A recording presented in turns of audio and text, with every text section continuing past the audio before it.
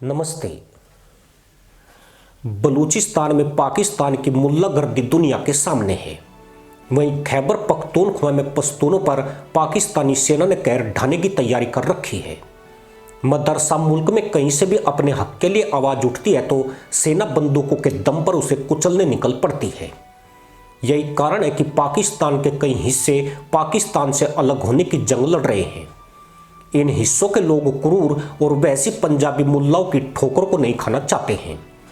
आज़ादी की मांग की खातिर बलूचिस्तान और खैबर पख्तूनख्वा में भयंकर जंग लड़ी जा रही है। इस जंग में अब तक हजारों मासूमों की बलि चढ़ चुकी है, पर अब यह लड़ाई खतरनाक स्तर तक पहुंच गई है, जहां फ्रीडम फाइटर पाकिस्तानी सेना पर 21 पड़ रहे हैं। पाकिस्तानी आर्मी और आईएसआई उनका शिकार हो रही है। इन लोगों ने बलूचिस्तान और खैबर पख्तूनख्वा के कई जिलों को अपने कब्जे में ले लिया है। पाकिस्तान की सेना और पुलिस यहां से भाग चुकी है। बलूचिस्तान और खैबर पख्तूनख्वा में सुरक्षा बल ही असुरक्षा का सामना कर रहे हैं। 18-19 फरवरी की दरमियानी रात क्वेटा से पंजाब जा रही यात्रियों से भरी बस को डेरा इस्माइल खान हाईवे पर 7 आईएसआई एजेंटों को बस से उतारकर हुरों की तलाश में चलता कर दिया। इसके बाद कई पंजाबी मुल्लाओं को दौड़ा दौड़ा कर पीटा गया। इस घटना में पाकिस्तानी आर्मी का जवान बिलाल भी मौके वारदात से हुरों की खोज में भाग गया। बस में सवार लोगों ने उसे वहां से भगाने की कोशिश की थी, लेकिन फ्रीडम फाइटर ने उसे मौत के घाट उतार दिया। तो हम ये पूछना चाहते हैं हुकूमत से, एस्टेब्लिशमेंट से, फौज से, इंटेलिजेंस इदारों से कि आप लोगों का सिक्योरिटी प्लान क्या है। ये कहां पे खराबियां हैं, कहां पे कमजोरियां हैं कि अभी चंद दिन पहले एक डीएसपी शहीद हुआ, बनू सीटीडी का वाकया हुआ, आज ये वाकया हुआ, तो आप लोगों का सिक्योरिटी प्लान कहीं एग्जिस्ट करता है? अगर करता है तो हमें बताया जाए कि कहां है।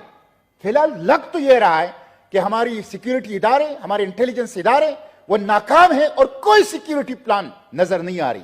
कि इंटेलिजेंस एजेंसियों का रोल क्या है? इंटेलिजेंस वो होती है जो खतरा वकू होने से पहले उसको गैर मौसर कर ले। कहां है हमारी इंटेलिजेंस एजेंसियां कि जो रेड जोन के अंदर, पुलिस लाइन की मस्जिद के अंदर धमाके हो रहे हैं। इस्लामाबाद समेत मुल्क में जो दहशतगर्दी के वाकयात हो रहे हैं, हमें कहा जाता है स्लीपर सेल्स हैं, तो उन स्लीपर सेल्स को अनअर्थ करना और उनको खत्म करना, उसके लिए हुकूमत क्या कर रही है। और हमें जो कहा गया था कि अफगान सरजमीन पाकिस्तान के खिलाफ इस्तेमाल नहीं होगी, क्या हुकूमत हमें यह यकीन दहानी करा सकती है बाकी अफगान सरजमीन पाकिस्तान के खिलाफ इस्तेमाल नहीं हो रही? आपने बॉर्डर के ऊपर फेंसिंग कर ली, खारदार तार लगा दी, आपने बॉर्डर के ऊपर फौज बिठाया है, एफसी बिठाई है, आपकी इंटेलिजेंस एजेंसियां है, आपकी पुलिस है, आपकी सिविल एडमिनिस्ट्रेशन है, तो ये दहशतगर्द कैसे वाकयात करते हैं? इतने बड़े वाकयात के बाद पार्लियामेंट का मुश्तरका इजलास बुलाने का कोई इरादा है? क्या पार्लियामेंट को एतमाद में लिया जाएगा या चंद लोग बैठ के अपने बंद कमरों के अंदर बैठ के फैसले करेंगे जिसका आवाम को कोई पता नहीं होगा कि क्या फैसले किए?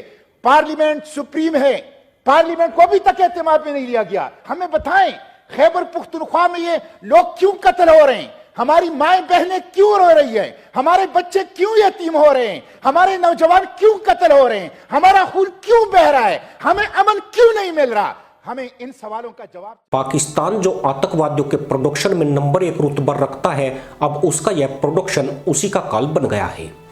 मदरसा मुल्क में शायद ही कोई दिन ऐसा हो जब पाकिस्तानी सुरक्षा बलों के ठिकानों और काफिलों पर हमला न हो रहा हो। दहशत का आलम यह है कि पाकिस्तानी सुरक्षा बलों के अधिकारी यात्री बसों में छिपकर एक से दूसरी जगह पर जाने लगे हैं। बिलाल और उसके अन्य साथी जवान भी इसी तरह छिपते छुपाते यात्री बस से सफर कर रहे थे, पर अब हुरों की खोज वाले सफर पर निकल चुके हैं। एक अनुमान के मुताबिक बलूचिस्तान और खैबर पख्तूनख्वा में हर रोज औसतन 8 से 10 पाकिस्तानी फौज के जवान मारे जा रहे हैं। जनवरी 2024 से नवंबर 2024 तक पाकिस्तान में 865 हमले हुए थे। इन हमलों में 1000 से ज्यादा लोग 72 हुरों की तलाश में निकल गए। पर मामला यहीं तक सीमित नहीं है।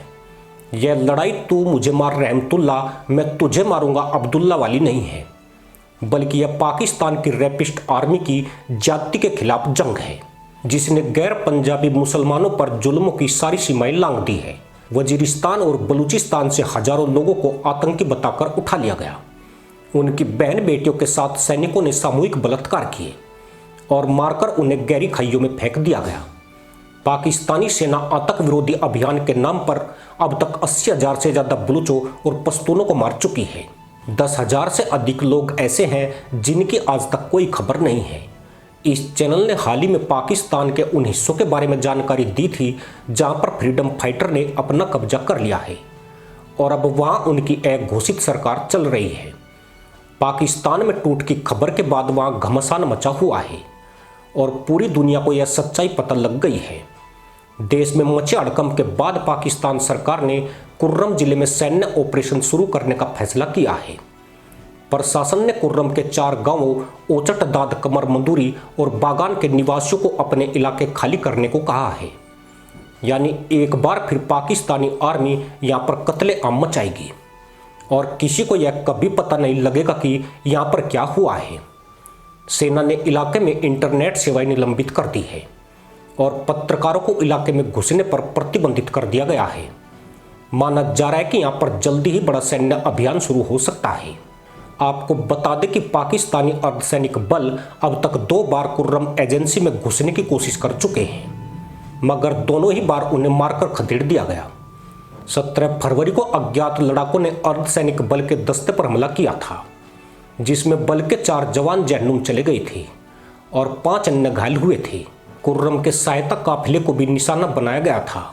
इसी इलाके में हाल के महीनों में शिया और सुन्नी कबीलों के बीच झड़पों में कम से कम 130 लोग 72 हुरों की खोज में चले गए थे।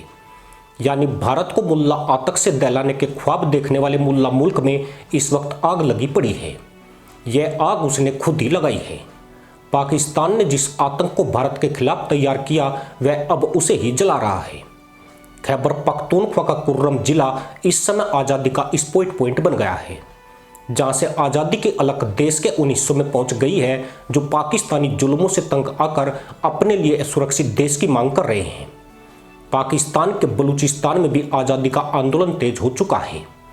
वहीं सिंध प्रांत में अलग सिंधु देश की मांग सुनाई देने लगी है। पंजाबी मुसलमानों की पाकिस्तानी फौज के निशाने पर सिंध के लोग रहे हैं।